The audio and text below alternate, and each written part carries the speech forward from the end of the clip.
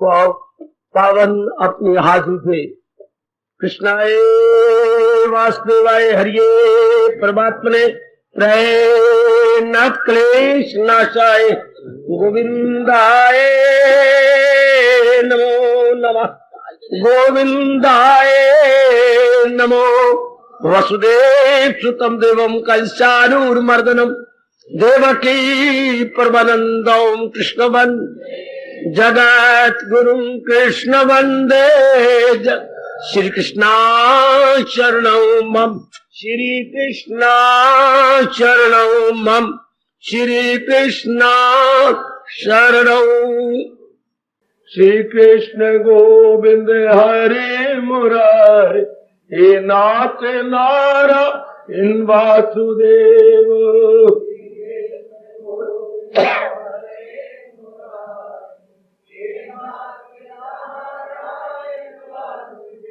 आओ मिलके बोलेंगे नाथ नारायण वासुदेव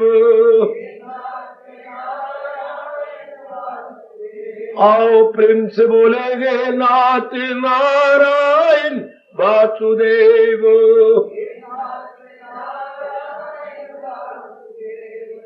आओ भाग्यशाली कल्याणकामनी मेरे देवियों बड़भागी गीता के अनुयायी मेरे सज्जनों धार्मिक भाइयों मुबारक अपने भगवान जी की अत्यंत कल्याणकारिणी वाणी का श्रवण करना और ये उत्साह दिखाना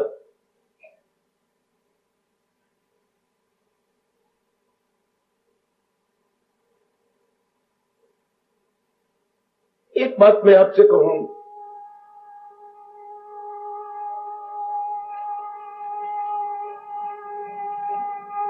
नहीं कर लेते क्या क्यों कैसे का स्वभाव जरूर बनाना चाहिए सत्संग में क्यों आए क्या लाभ है ऐसे स्थानों में आने का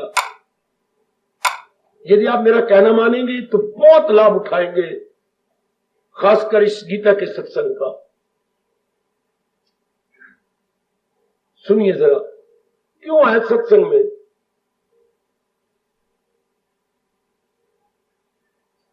पहले ये सोचिए हम इंसान तो केवल विचारों का पुतला है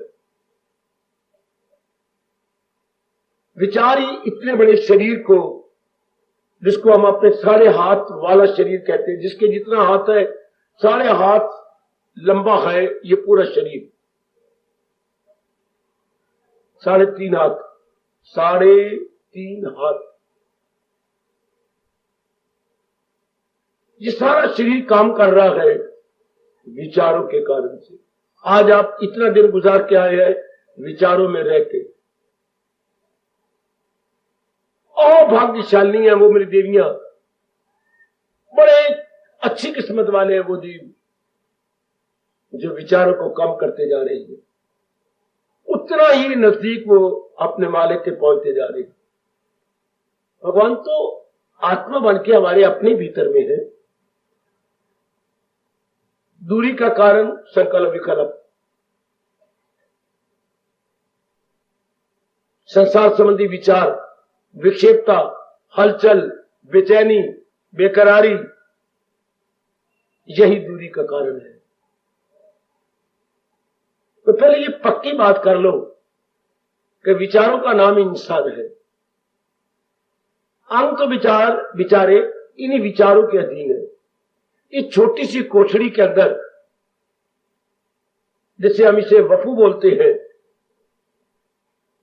इंग्लिश में कैबिन बोलते हैं कैबिन विचार काम करते हैं पर एक बात मैं कह के अब आज का पाठ लूंगा विचार किसके आते हैं कभी ना भूलना जिसको आप महत्ता देते हैं जिसको आप इंपॉर्टेंस देती हैं बड़े ध्यान से सुनो खासकर जितने भी युवक और मेरी जोबन भरी बेटियां बैठी हैं किसके विचार आएंगे जिसको आप महत्ता देंगे इंपॉर्टेंस देंगे विशेषता देंगे प्रियता देंगे है उसी के विचार आएंगे तो इंसान महत्ता किसको देता है, विशेषता किसे देता है? जिसे समझता है कि इसकी प्राप्ति में मेरा भविष्य उज्जवल हो उठेगा, मेरी शांति की कमी पूरी हो जाएगी, केवल उसी को हम महत्ता देते हैं। इसकी प्राप्ति में मेरी खुशी और बढ़ जाएगी, मेरा भविष्य और भी उज्जवल हो जाएगा, केवल उसी को हम महत्ता देते हैं। लेकिन कितनी ये अज्ञानता से भरी हुई बात है। संसार की चीजें हमारे भविष्य को उज्जवल नहीं बना सकती, however we will try our best. क्यों? चंचल है, चलायमान है। जो चीज चलायमान, अस्थिर, मोमेंट्री हो, वो नियम है मेरे भगवान का, वो आपको शांति नहीं दे सकेगी। शांति वही सत्ता देती है जो कायम हो, टिकी हो, स्टेबलाइज हो। ये बात हमेशा के लिए पक्की कर लो, ताकि आपका आना और मेरा अपने प्रभु जी की वाणी का श्रवण आपको करवाना सफल हो जाएगा। सिर्फ इतनी बात पक्की कर ले कि महत्ता मैंने जहान को नहीं देनी, जहान के प्राणी पदार्थों को नहीं देनी, जहान की क्रियाओं और पदार्थों को नहीं देनी। जहान नाम क्रिया और पदार्थ का। सवेरे हम खूब विचार कर रहे थे, महत्ता हमने भगवान को देनी है। इस गीता सत्संग का आपने पूरा लाभ उठा लिया। सिर्फ इतनी सी बात आपने अपने मन में बिठा ली कि महत्ता केवल मैंने अपने इष्ट देव को। सुनो मेरे नेक दीवो, ओ नेक देवियों, नारी चोले में कितनी दूर से आप यहां आ रही हो। मरने तक भी घर के धंधे खत्म नहीं होते, आप जबरदस्ती छोड़ के आती हो। तो आने का लाभ इसी में है कि संसार संबंधी विचार हमारे बंद हो जाए। बंद नहीं तो कम से कम तो होते जाए। बस ये ध्यान दीजिएगा, इंसान नाम विचारों का है, संसार संबंधी विचार हमारे घटते जाए, तब इस स्थान में आने का लाभ है। महाराज जी के इन शब्दों की कदर करो, न हो उसको फिक्रे चुनाव चुनी।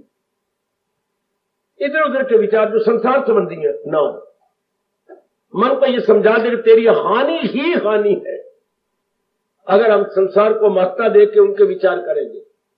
संसार को महत्ता देना इंसान की जबरदस्त भूल, प्यारी भूल। इसको अंग्रेजी में एरर भी नहीं बोलेंगे, मिस्टेक भी नहीं बोलेंगे, ब्लंडर बोलेंगे।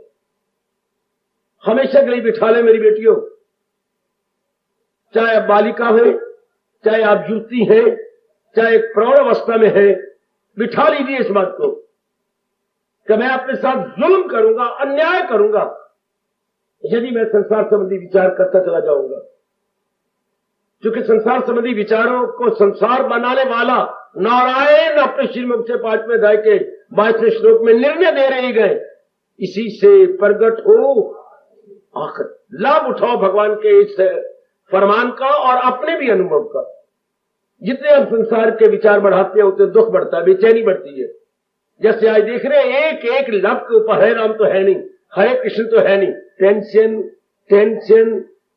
आज टेंशन शब्द इसी तरह जिस सतयुग में भगवान का नाम हमारे लबों पे नाचता था, आज टेंशन शब्द नाच रहा है। वाह वाह मेरी धर्म भूमि भारत,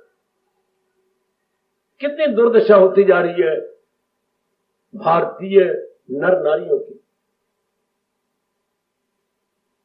क्यों?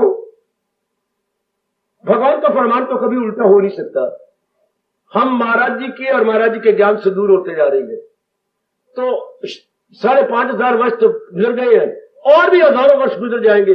भगवान के फरमान में हमेशा तो ताजगी बनी रहेगी।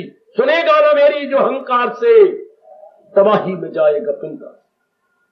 इन शब्दों में कभी भी बासीपना नहीं आ सकता। 5,500 वर्ष इस उपदेश को दिए हुए हो गए जी हिस्टोरिकली। और देखो कितनी तरह ताजगी इन शब्दों में। सुनेगा ना मेरी जो अहंकार से तबाही में जाएगा पिंगा। मैं बहुत लाभ उठा रहा हूं, आप भी उठा लो। इंसान नाम विचारों का है। विचार मैंने भगवत संबंधी करने हैं, जगत संबंधी विचारों से हम हैरान हो गए, परेशान हो गए, बेचैन हो गए, बेकरार हो गए। आपकी जाति वाले देख लो, आत्महत्या करती जा रही है, नहीं उनसे बर्दाश्त होते गम, चिंताएं, बेचैनियां, फिर मरता क्या ना करता। कि कहावत आजकल अपने देश में नारी जाति क्या चरितार्थ कर रही है। नहीं, हम दृढ़ निश्चयी बन जाए कि विचार रखेंगे तो ये रखेंगे जो भगवान जी बता रहे हैं। इनमें है शांति, आराम, लोक परलोक का बन जाना। इनमें किनमें जो भगवान जी बता रहे हैं। देखिए, घोर कलयुग में मेरे प्रभु जी आपको अपना ज्ञान दे रहे हैं, लाभ उठाइए कि मैंने अपने अंदर के विचारों में भगवत विचार लाने, जगत विचार नहीं, बस लौकिक विचार नहीं, पारलौकिक विचार लाने। बड़ी जल्दी आपका कल्याण हो जाएगा। इतनी सी बात अपने मन में बिठा लो कि मैंने लौकिक विचार मन में नहीं रखने, मैंने पारलौकिक विचार रखने हैं, पारमार्थिक विचार रखने हैं, दैवी विचार रखने हैं, भगवत विचार रखने हैं। ओए बेड़ा पार, नारी का चोला सफल हो जाएगा। मैं आपको सच्चाई से कह रहा हूं, मेरे प्रभु जी की मान लो। विचार भी रखने तो भगवान के विचार रखने, पक्का इरादा। तब ऐसे स्थान में जो गीता जी का प्रचार हो रहा है, आपको बहुत लाभ हो जाएगा। इतनी सी बात यदि आप पक्की कर ले, जैसे के बारे में विचार है कि मैंने पढ़ाई जरूर करनी है, जैसे देवियों में विचार है कि मैंने अपने पैरों पे खड़ा होना है, कमाई जरूर करनी है, जैसे कई बेवकूफों के अंदर विचार होता है कि मैंने इस नारी के साथ शादी करनी, उस नारी के साथ शादी करनी, वो मुझे आपको मेरे भगवान की कसम उसी तरह ये पक्का कर लो कि मैंने भगवत विचार रखने, मैंने अलौकिक विचार रखने हैं। जो भगवान जी गीता के माध्यम से मुझे दे रहे हैं, हमने वही विचार रखने, बस बेड़ा पार। ये इस फरमान को जल्दी 4 चांद लगाओ। अगर मुझको मन में बसाए, और भगवान का बसाना भगवान का चित्र नहीं होता बच्चे। इस जन्म में जो मेरे मालिक ने मुझे अनुभव करवाया, मैं बताता हूं आपको। भगवान के ज्ञान द्वारा भगवान के दर्शन होते हैं, भगवान के ज्ञान उच्च विचारों द्वारा जो गीता जी में, मेरे अनुभव का लाभ उठा लो। मैं सब बातें आपको बताई जा रहा हूं। लानत मुझे अगर मैं कोई बात भी अपने अनुभव की आपको ना बता चुका हूं या ना बता रहा हूं। सब अनुभव की बातें मैं आपको, अनुभूत बातें, अनुभव में जो आ चुकी है उसे बोलते हैं अनुभूत, that which is has been experienced, वो आपको बताई जा रहा हूं। आप लाभ उठाने की चेष्टा करें। मेरी यह हार्दिक इच्छा है कि जो मेरे प्रभु जी ने मुझे इस जन्म में अनुभव करवाया, मैं आप सबके हृदय में रख दूं, वो आपकी बन जाए। मैंने तो बड़ा लाभ उठा रहा हूं, सिर्फ इनको साथ लेके ना उड़ जाऊं, बल्कि आपके अंतःकरण में रख के चला जाऊं। यही मेरी बहादुरी है, यही मेरी भगवान जी की ओर शाबाश है कि मैं आपके अंदर रख जाऊं। क्योंकि महाराज जी मेरी पीठ ठोक के कह रहे हैं, मेरा भक्त होकर बाईजो नियाज, जो भक्तों से मेरे कहेगा ये राज। अपने भगवान का इस राज का लाभ उठा लो। आओ उपस्थित कल्याणकामी देवियों, गीता अनुयायी, मेरे सज्जनों, मेरे धार्मिक अच्छे भाइयों, कल से हम लोग ज्ञान कर्म संन्यास योग चतुर्थ अध्याय में प्रवेश कर चुके हैं। ये ज्ञान के आधार पर कर्म योग की परिभाषा, कर्म योग का विस्तार आपके जगत गुरु महाराज जी ने किया है। तीसरा जो था वो भक्ति के आधार पर कर्म योग था। ये जो जा रहा है ये ज्ञान के आधार पर। और यदि मेरे से पूछा जाए गीता में प्रधानता किसकी है, थोड़ा सा मैं आपके साथ खेल लूं 1-2 मिनट। गीता में प्रधानता भक्ति की है या ज्ञान की? या कुछ मत बोलो। आपने इतना पढ़ा, इतना सुना, इतना विचार भी किया, यहां आपने लेक्चर भी सुने। गीता में प्रधानता किसकी है, ज्ञान की या भक्ति की? ज्ञान की। फिर सोचो, गहराई में उतरो, लोगों की आवाजों में मत जाओ। आप देखो ना गीता में प्रधानता किसकी है, मुख्यता किसकी? प्रधानता, मुख्यता, प्रचुरता, अधिकता, क्या समझ बोलूं? किसमें मुख्यतः है गीता में?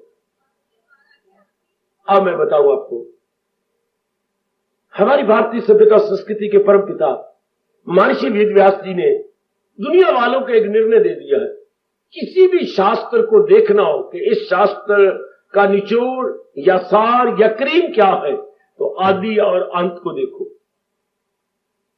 आहा, कितना बड़ा उपकार है कि ये नियम है बच्चे, उस शास्त्र को आदि में देखो। आदि में क्या है?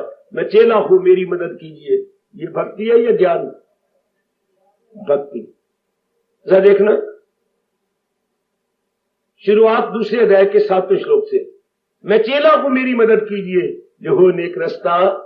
घुटने टेक दिए, महाराज जी को अपने जगत गुरु मानते हुए और अपने को एक निमाना शिष्य मानते हुए झुका पड़ा है और गिड़गिड़ा के कह रहा है, मैं आपका हूं, आपके चरणों में आया हूं, जिस भी मेरा कल्याण हो मुझे बताइए। अब आखिर में चलो, शुरुआत भक्ति से, आखिर में क्या सब टंटे छोड़ ले मेरी राह। ये देखिए, वह गुरु, वह शिष्य गुरु से कह रहा है, आखिर में क्या गुरु शिष्य से कह रहा है। जोर की ताड़ी मार दो, जोर की ताड़ी मार दो, जोर की ताड़ी मार दो। जरा मुकाबला किया करो आप, शुरू में शिष्य गुरु से कह रहा है और उपदेश देने के बाद कौन कह रहा है? गुरु शिष्य से कह रहा है, मांगा के दामन में भक्ति। तो गीता में भक्ति की प्रधानता ज्ञान को लिए हुए, याद रखना हमेशा, भक्ति क्या है? ज्ञान मिश्रित भक्ति। तीसरे अध्याय में क्या था? क्या भक्ति मिश्रित कर्म, भक्ति मिश्रित कर्म योग।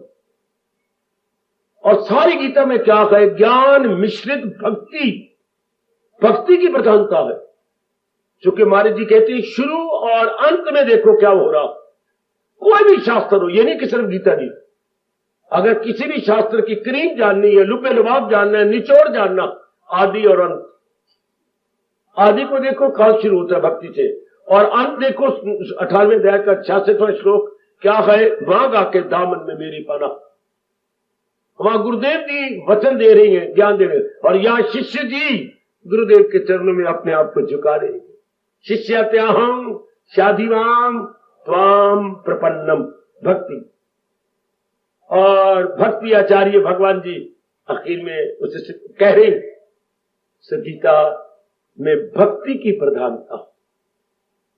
भले ही शंकराचार्य जी ने जरूर कहा है कि ज्ञान की प्रधानता नहीं, ये नहीं वो जगत गुरु थे, भले जगत गुरु हो, लेकिन ये उनकी जिद थी और ये जिद उखड़ी हुई नजर आती है भक्ति में ना।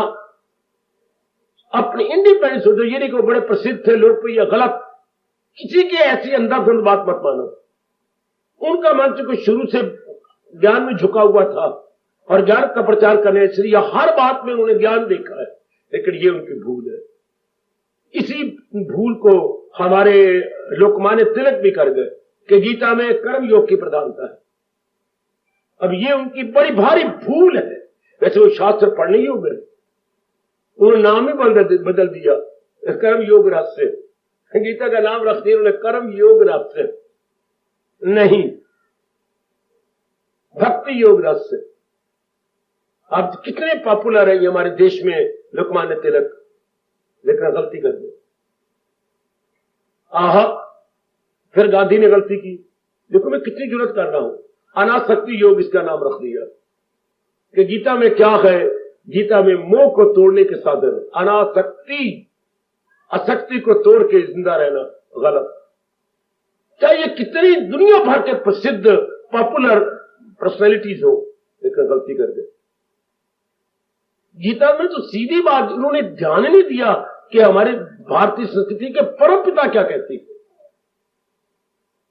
हम उनको अपनी संस्कृति के परम पिता कहते हैं, दी ग्रेट कौन? अपने Maharshi Ved Vyas, the great divine father of Indian civilisation and culture.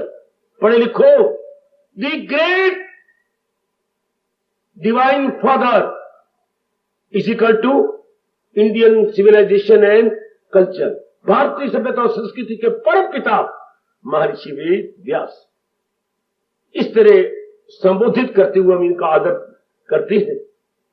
कौन थे? हमारी भारतीय सभ्यता और संस्कृति के परम पिता व्यास जी। हमारी हिंदुस्तान की संस्कृति, हमारे हिंदुस्तान की संस्कृति की प्रधानता क्या है? छोटी बातें आपको नहीं पता। हर एक देश की संस्कृति होती है, उसकी संस्कृति में एक प्रधानता होती है। हमारे देश की संस्कृति की प्रधानता क्या है?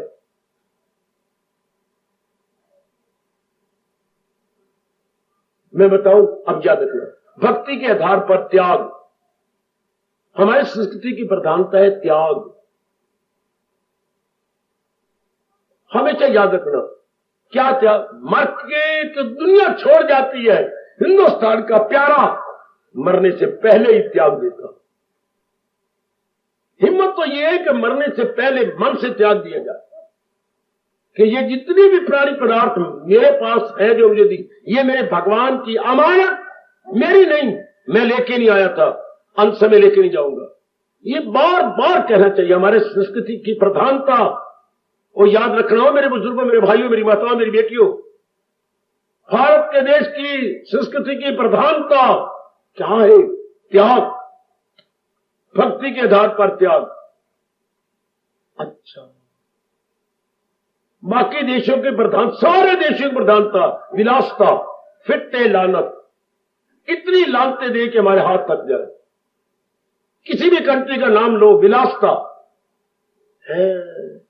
कोई कंट्री मुझे बताइए कोई है विलासता से भरा हुआ? नर नारी का शारीरिक प्यार, यही है प्रधानता सब देशों की। एक भारत है, अभी तक भी कल जाने मेरे परमात्मा, अब भगवान सुन रहे, अभी तक इस देश की प्रधानता त्याग में है। अपने आप लाज रखेंगे, उन्हीं की भी ये अवतार भूमि है। अपने देश की प्रधानता त्याग में है। अपना देश, अपने व्यास जी कहते हैं, मर के तो जहान छोड़ जाता है कि नहीं? छोड़ जाता है। तो हिम्मत ये है, मरने से पहले ही आदमी पक्का कर ले सब कुछ भगवान का। मैं कोई ले जाऊंगा, सुई बराबर भी नहीं ले जाऊंगा कोई चीज।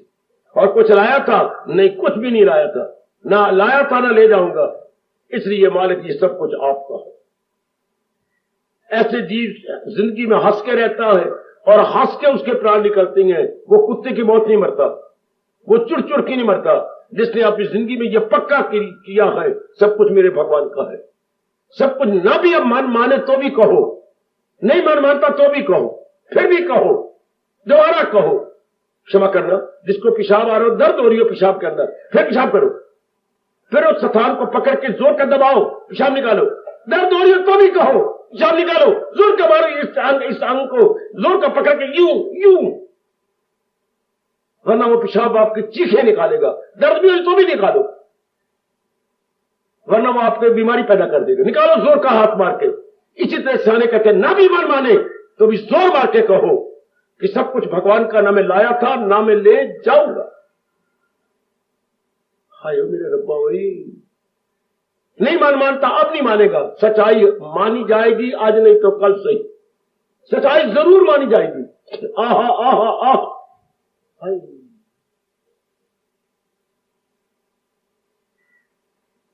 बार बार कहो, मैं लाए कुछ नहीं, ले जाने कुछ नहीं, ये सब कोई भगवान का है, ये सब कोई भगवान का है। तो हमारा मनोविज्ञान कहता है, जिससे दुनिया ने लाभ उठाया, जैसा सोचोगे वैसा बनो। आज हम ये सोच रहे हैं, कल ये हमारे बात बन जाएगी, हमारे अंदर पक्की हो जाएगी। जो जितना ज्यादा त्यागी है उतना शांति से जिएगा और शांति से चला जाएगा।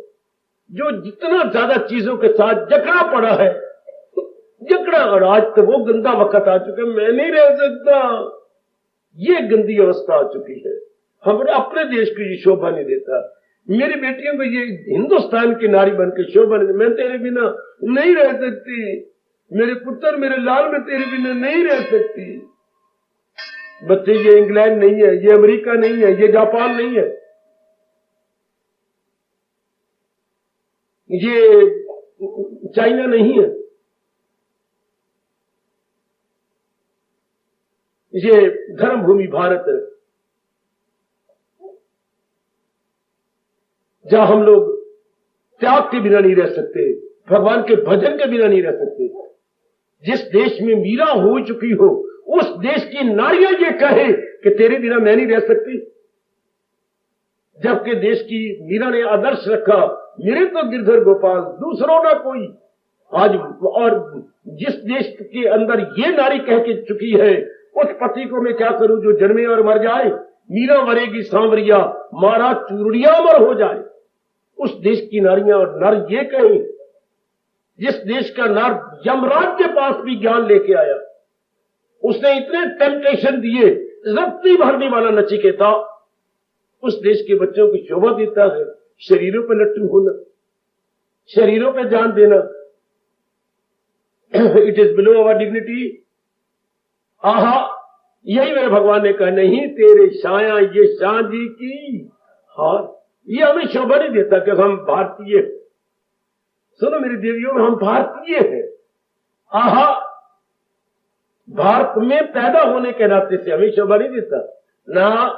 बड़े बड़े त्याग आपने किए अपनी, जरा भारत की नारी हिस्ट्री देखिए, नारी इतिहास देखो भारत का, बड़े बड़े त्याग हुए भारत में, और उन्हीं अपने बुजुर्गों के पूर्वजों के नक्शे कदम पर बढ़ चले। जितना हो सके धीरे धीरे करके त्याग करते जाओ। मौत आके जबरदस्ती छुड़ाए, लानत, पहले ही एक दिन वो पेपर तो आना है, चलो काले रंग वाला पेपर सही, पर आएगा जरूर, आएगा तो पहले पक्का करे सब कुछ। और क्या, वही घर आपका है, गली वही सब चीजें आपके पास, शरीर आपका वही, पति आपके वही, बच्चे आपको वही, सब कुछ वही, लेकिन मानसिक रूप में आप पक्का करते जाएंगे सब कुछ भगवान का। मैंने लाइन थी और अंत में लेके नहीं जाऊंगी, यह है ही मेरे भगवान का, यह है मेरे इष्ट देव का। जो कुछ मेरे पास है, चाहे वो चार है या चार स्थावर है या जंगम, वो चीजें मूवेबल है या immovable, all belongs to my blessed Lord Krishna. हाय, कितना रस आता है ये कहने में, ये सब कुछ मेरे भगवान का, तेरा तुझको सौंपते क्या लागे है वो। आशा है मुझे आप जरूर लाभ उठा रही हैं अपनी संस्कृति का। सरकार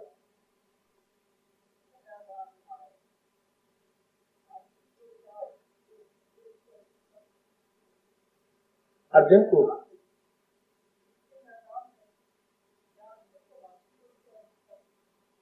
शाबाश, इनका शुभ नाम फकीर चंद जी है। प्रश्न इनका है, क्या मैदान जंग में, रणभूमि में अर्जुन को भक्ति की आवश्यकता थी? मां जी कह रही है, मां जी का एक बाल भी काला नहीं रहा, तो सफेद वालों में कह रही है ज्ञान की आवश्यकता थी। सुनिए, सच्चाई ये कहती है अर्जुन को न ज्ञान की जरूरत थी न भक्ति की। अर्जुन तो चोटी के भगवान का अवतार का एक अंश है। अर्जुन बहुत ज्ञानवान है क्योंकि अवतार का अंश है।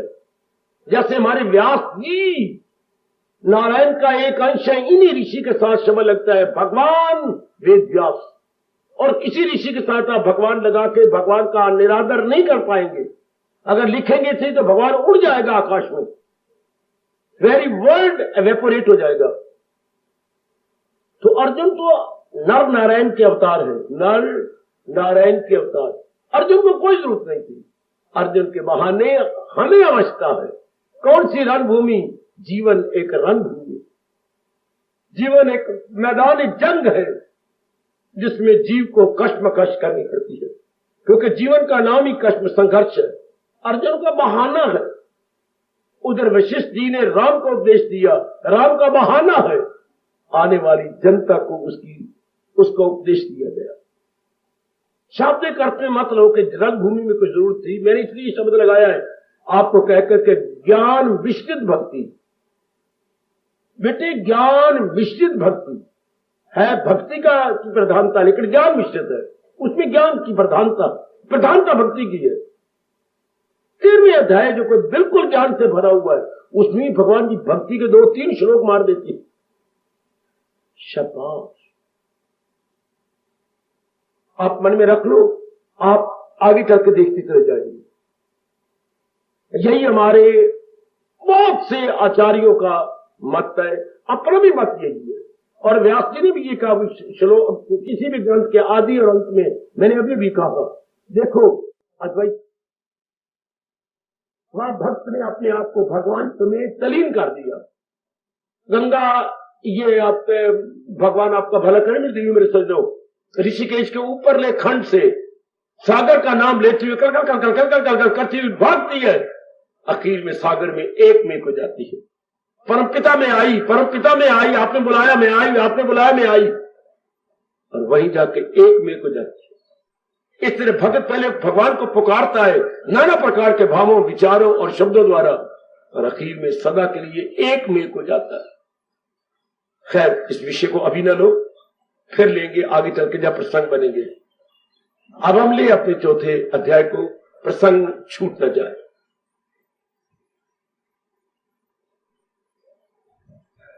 एवं परंपरा प्राप्तम इमं राजऋष्या विदु साकाले नियमता योगा नष्टा परल तप। हरि ओम तत्सत्, हरि ओम तत्, हरि ओम तत्सत्। यही नस्ल दर नस्ल आया योग, यही राज ऋषियों ने पाया है योग, मगर अब दौरे जमाते ये गाल कि इस योग को आगे आ गए जवाल। कल हमने जाना मेरे दिव्यो कि भगवान जी ने ये ज्ञान कर्म संन्यास योग, अर्थात ये कर्म योग जिसमें ज्ञान की प्रधानता थी, सूरज जी को दिया। उच्च कोटि का कर्म योगी हमारे देश में नंबर 1 पे सूर्य देवता माने जाते हैं। सूर्य देवता जी नंबर 1 कर्म योगियों में, इनका नाम सबसे पहले आता, सबसे पहले। इसके बाद भगवान ने गीता जी में कहा है, जनक जैसे इंसान हुए इसी तरह नेकी किए जाओ तुम, जहां को बधाई दिए जाओ। नंबर 2 पे महाराजा जनक है। इस लोक से ऊपर हमारे सूर्य देवता जी कर्म योगियों में उच्च कोटि के कर्मठों में, कर्मठ कितना प्यारा शब्द है बेटे, कर्मठ नंबर 1 सूर्यदेव, नंबर 2 हमारे राजा जनक। खैर आइएगा, पहले सूर्य देवता जी को भगवान जी ने यह उपदेश दिया। सूर्य देवता जी ने यह उपदेश मनु को दिया, जिसका सबसे पहला पदार्पण इस धरती पे हुआ। पदार्पण, पहला कदम रखा गया इस धरती पर। मनु ने अपने बेटे इक्ष्वाकु को दिया। इक्ष्वाकु से ऋषियों ने, ऋषियों, महर्षियों, देव ऋषियों, राज ऋषियों ने दिया, उनकी हम संतान। इसलिए हम, हमारा गोत्र किसी ऋषि के साथ अवश्य में मिलना चाहिए। चूंकि हमारे मां भी हिंदुस्तानी थी और पिताजी भी कोई इंग्लैंड से पैदा हुआ नहीं हुए, हमें एंग्लो इंडियन नहीं है, पक्के इंडियन है। वो सुनो मेरे बच्चों, मेरी देवी, हम एंग्लो इंडियन नहीं, एंग्लो इंडियन नहीं। क्या आधा कबूतर थे आधा तोता, हम वो नहीं है। हम मां और बाप दोनों से ही इंडियन है। इसलिए मां बाप के पीछे कोई ऋषि खड़ा होना चाहिए, जिसने हमारी इस क्या क्या क्या क्या वंशावली को चलाया। इसे बोलते हैं वंशावली, नस्ल दर नस्ल को अपनी भाषा में बोलेंगे वंश आवली होती कतार। जैसे दीपावली, दीपों की कतार, तो ये हमारे वंश की कतार, लंबी कतार, जिससे हमारा यह खानदान आ रहा है, यह हमारा वंश चक्कर कट के आता जा रहा है। तो सबसे पहले किसने चलाया? भारद्वाज जी ने। सबसे पहले किसने चलाया? वशिष्ठ महाराज जी ने। सबसे पहले किसने चलाया? गर्ग ऋषि जी ने। ओहो ओहो, ये होते हैं हमारे अपना गोत्र, ये हमारे गोत्र है जिससे यह खानदान चला। अब तक भी कल की जाने राम, एक ही गोत्र में शादी नहीं होती, ही और शी की, क्योंकि वो बिल्कुल भी पति पत्नी बनने योग्य नहीं होते, वो बहन भाई बन जाते हैं एक ही गोत्र में। गांव वाले जो बेअकल है वो भी अपनी एक गोत्री में ना एक को गोस्ती में शादी करे मरनाम ने, हाँ भाई, भले ही अपनी बोली बोले ना, हाँ भाई अड्डा पापनी बस अड्डे कुल्लू, एक ही गोत। अब तक वे अनपढ़ से हैं, फिर भी उनको इतना मान है कि एक ही गोत में शादी नहीं की। तो वो जिससे हमारा ये खानदान चल के आ रहा है, वो हमारा गोत, तो उनसे ये सारे ऋषियों ले गए, ऋषियों से आगे उनके शिष्यों ने लिया। अब परंपरा अनुसार भगवान ने कृपा कर दी, वही जो शुरू में ऋषियों ने लिया था ये उपदेश या सूर्य को दिया, वो हमें दिया जा रहा है। हमारे अहोभाग्य में कल भी कह रहे थे वही, इसमें जरा पर भी एक शब्द तो बड़ी दूर की बात है, एक अक्षर में फर्क नहीं पड़ा। शब्द और अक्षर में क्या फर्क है?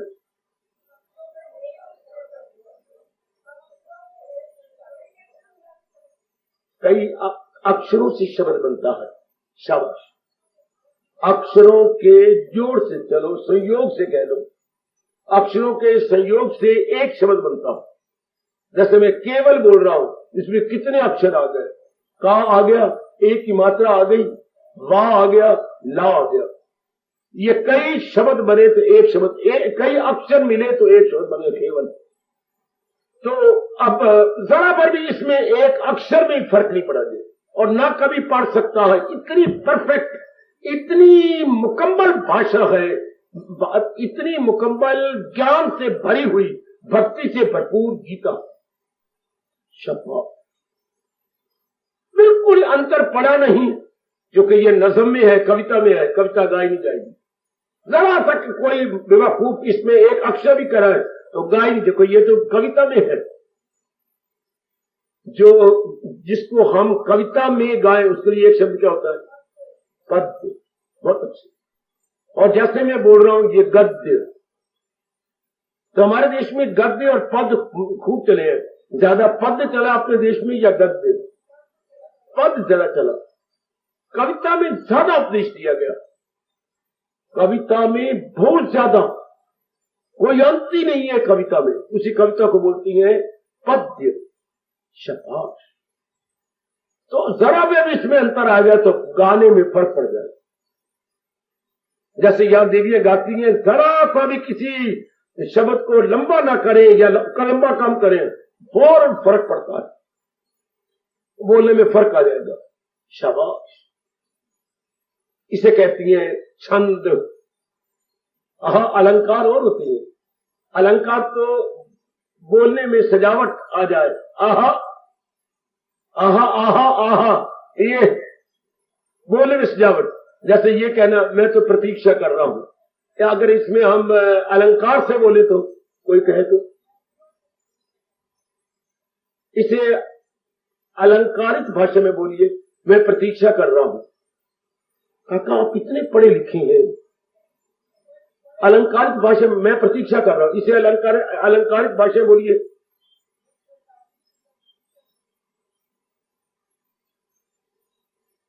कितनी डिग्रियां आप लिए हुए हैं, मैं प्रतीक्षा कर रहा हूं, इसको अलंकारित भाषा में लगाओ, अलंकार लगा के बोलो।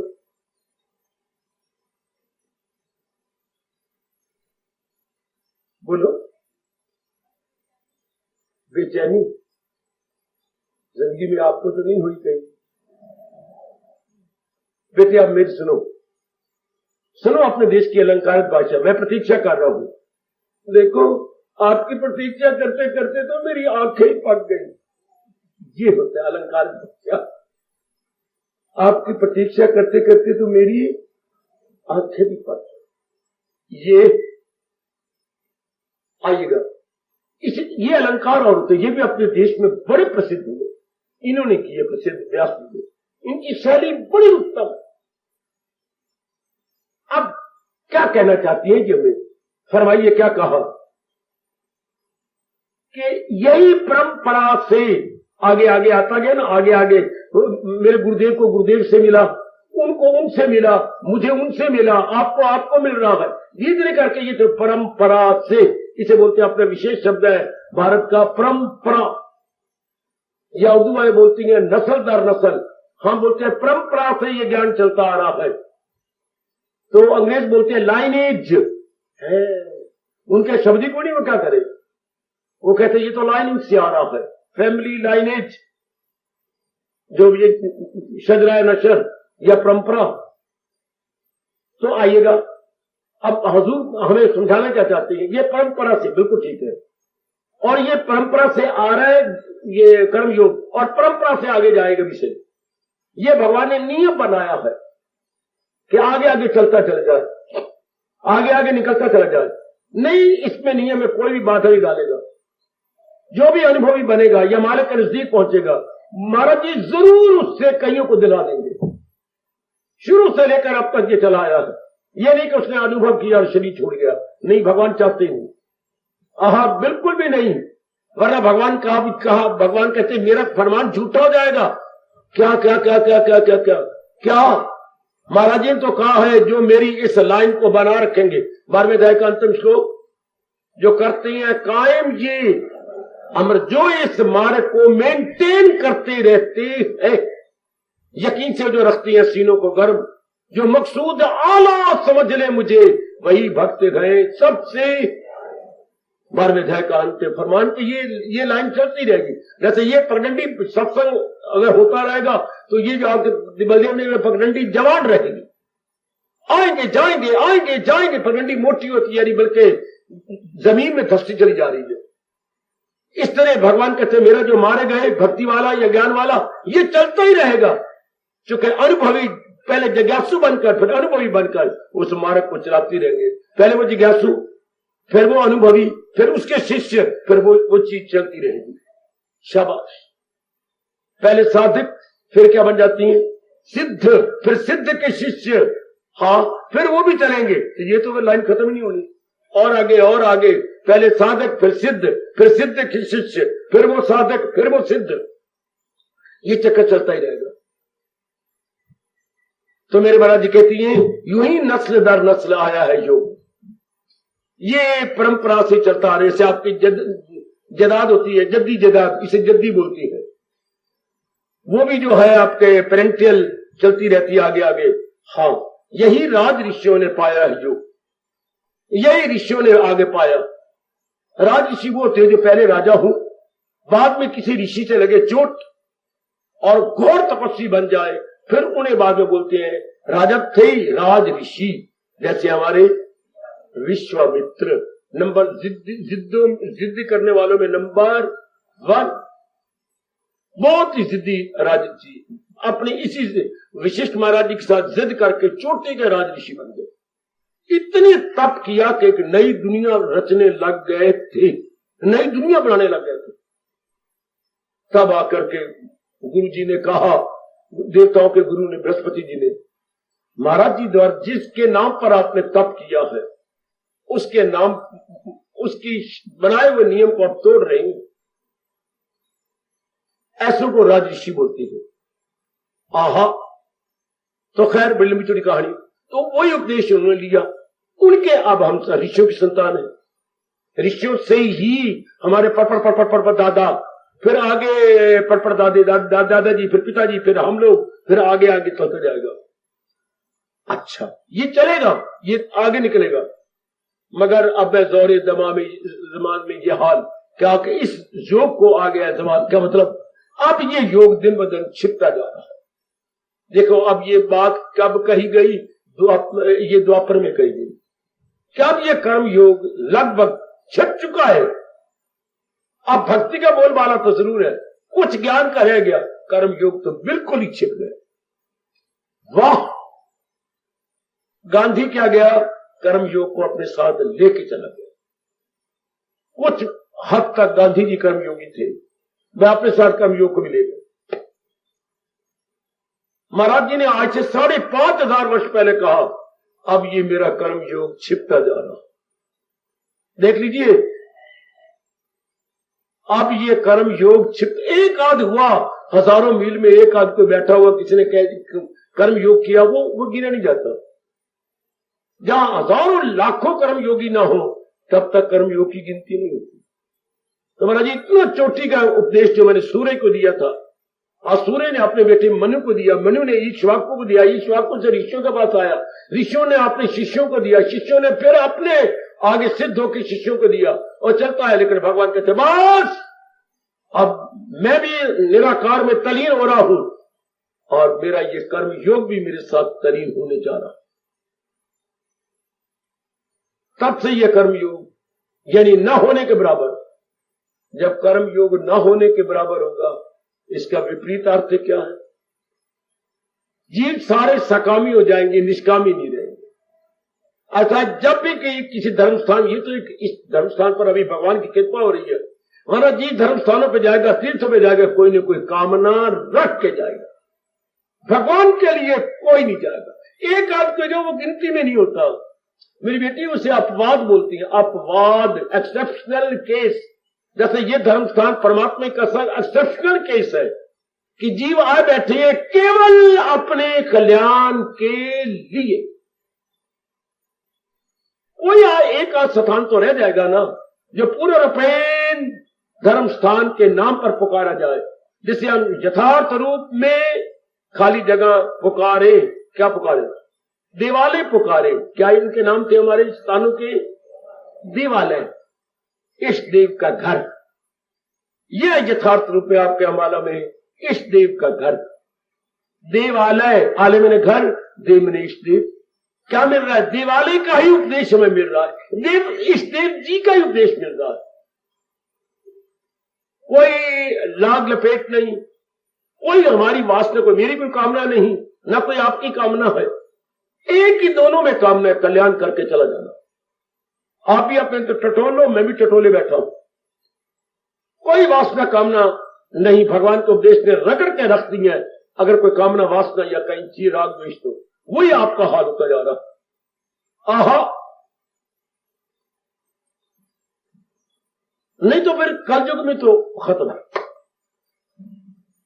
वो कितने हमारे अच्छे भाग्य कि हमें भगवान की गीता जी, गीता के चोटी के फरमान उपदेश द्वारा महाराज जी का ये कर्म योग फिर मिल रहा है, जिसको मेरे भगवान कह गए 5,500 वर्ष पहले कि अब ये कर्म योग दिन ब दिन क्या हो जाएगा, छिप जवाल से उर्दू में लगा, गलत उसको तर्जमा करने के नई शब्द ठीक लगाया।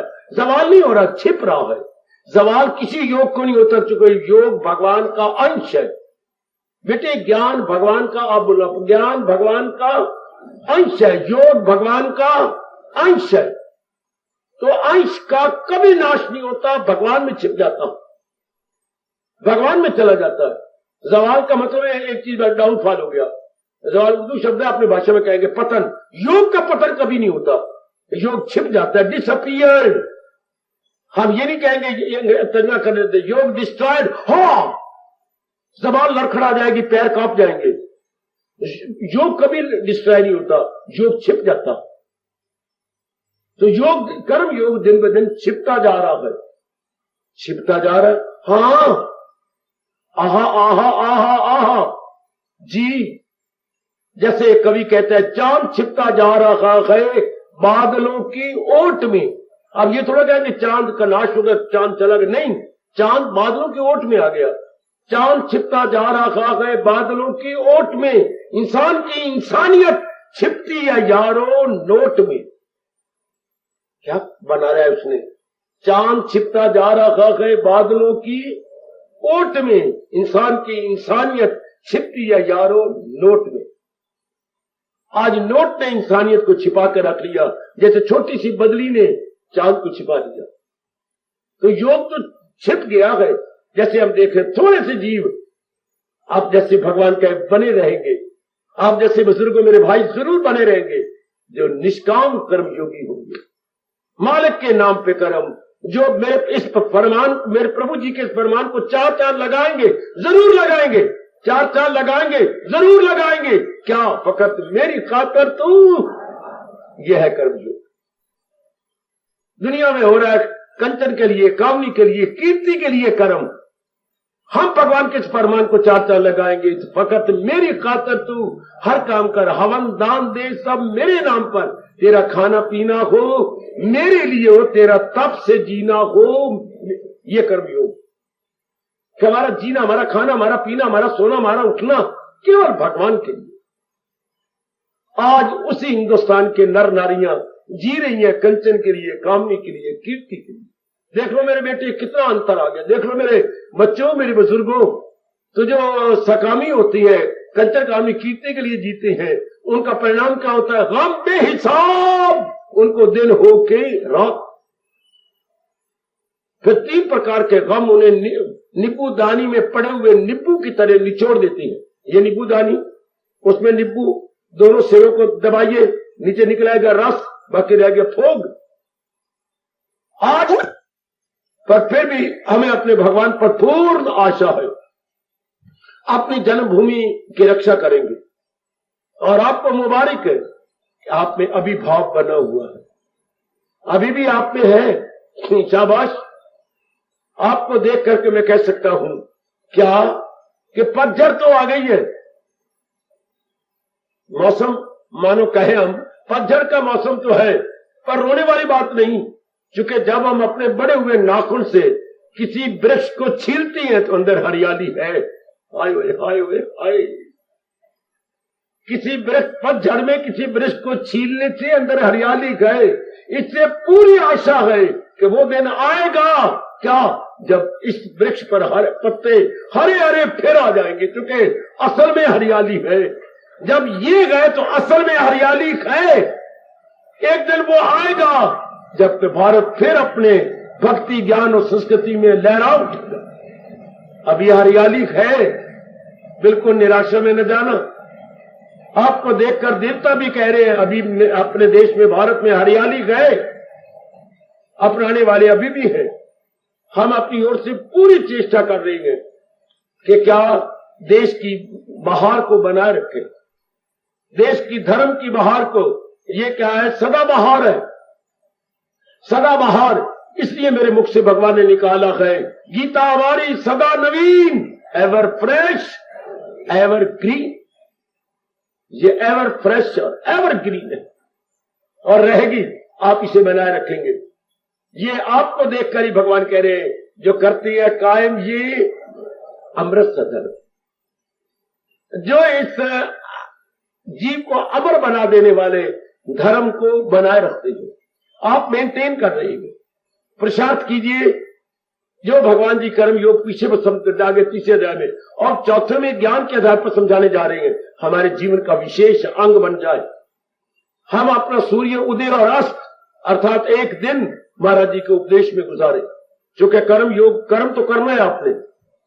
एक मैं निकम्मा हूं जो आपका कर्म इतना नहीं कर रहा, एकांत में बैठा रहता हूं, सुबह शाम आपको भगवान जी की वाणी सुना देती है। आपको तो बहुत कुछ करना, आपको घाट घाट का पानी पीना पड़ रहा है। इसलिए ये जरूर आपके जीवन का अंग बन के रहेगा और अनेक आपसे शिक्षा प्राप्त करेंगे या उदाहरण बन के आप रहेंगे। अनेकों को प्रेरणा मिलेगी आपके आदर्श जीवन से। पुरुषार्थ कीजिए, इतना कह के खामोशी लिया चाहता हूं। क्या भगवान के कर्म योग को बनाए रखिए, भगवान के कर्म योग को बनाए रखिए अपने जीवन द्वारा, अपने प्रैक्टिकल लाइफ द्वारा, अपने व्यवहारिक और क्रियात्मक जीवन द्वारा भगवान के कर्म योग को बनाए रखो। कई प्रेरणा ले लेंगे और मालिक बड़े खुश होते हैं जो उनकी इस राह को हरा भरा रखते हैं, बनाए रखते हैं। प्रभु बड़े खुश होते हैं। प्रभु आपको दिव्य शक्ति प्रदान करे। कर्म तो हमने करना है, लेकिन कर्म योग करेंगे अर्थात भगवान के प्यार में भर के करेंगे, किसी कामना की चोट खा के नहीं, किसी के आंखों की कटाक्ष से नहीं हम कर्म करेंगे, या धन को सामने रख के हम कर्म नहीं करेंगे, मान को सामने रख के नहीं, भगवान के फरमान को सामने रखकर, भगवान के उपदेश को सामने रख के अगर हम जुटे तो वो कर्म योग कहलाता है। और कंचन कामनी कीर्ति को सामने रख के करें वो कर्म भोग कहलाता है।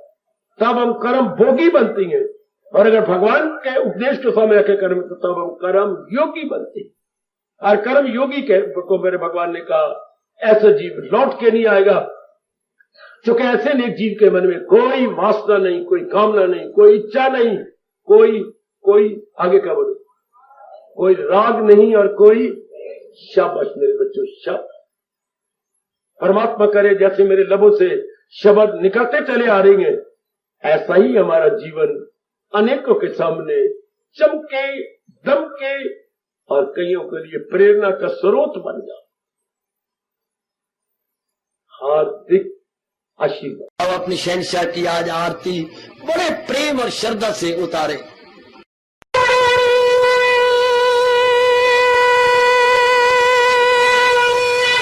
ओम जय जगदीश जय हरे स्वामी जय दीना लात हरे भगत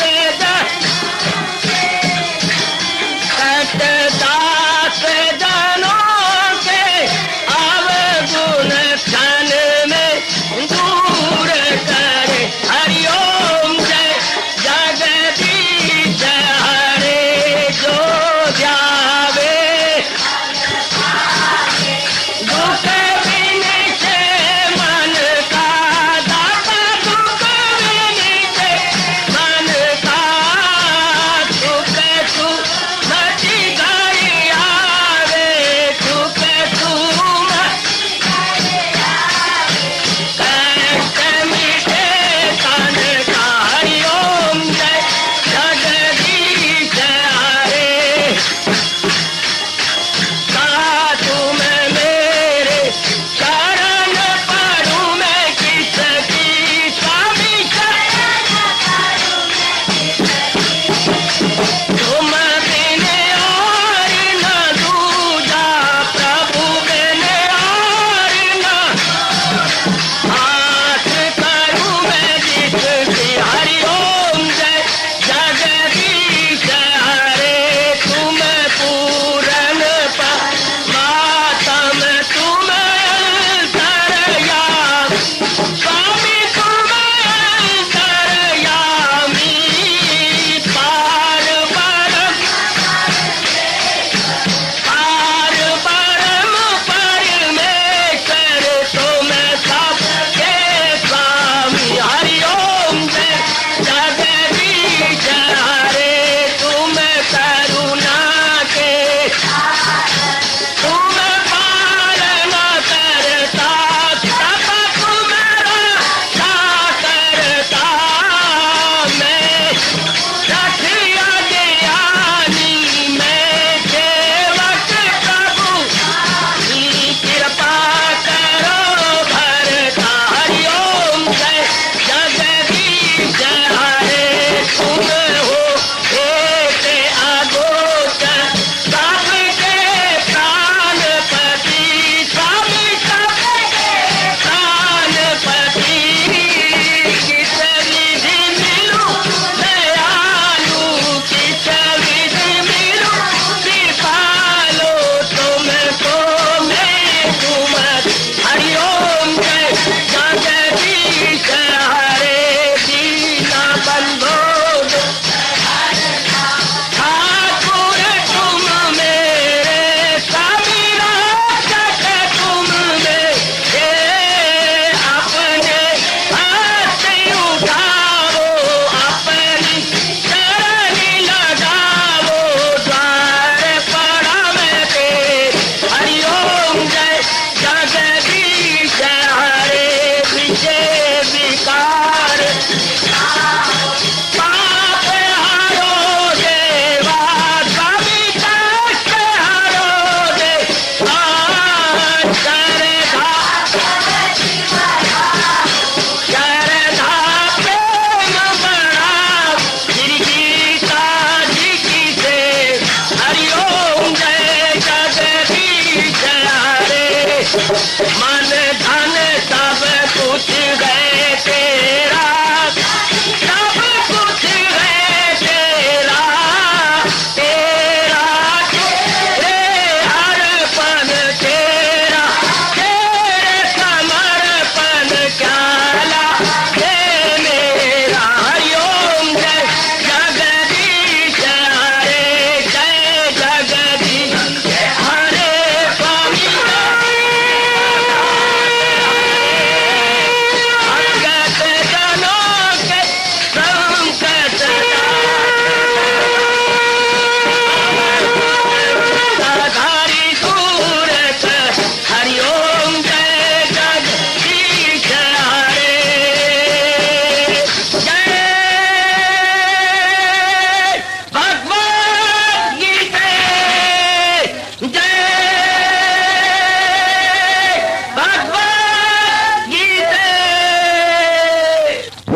भवन्तु सुखिनः सर्वे सन्तु निरामयाः सर्वे भद्राणि पश्यन्तु मा कश्चित् दुःखभाग् भवेत्। हरि ओम शांति शांति शांति। ओम प्रभु इसलिए भगवान कृष्ण की जगत गुरु भगवान कृष्ण महाराज की सप्ताह में सफल करना इसलिए हार्दिक धन्यवाद।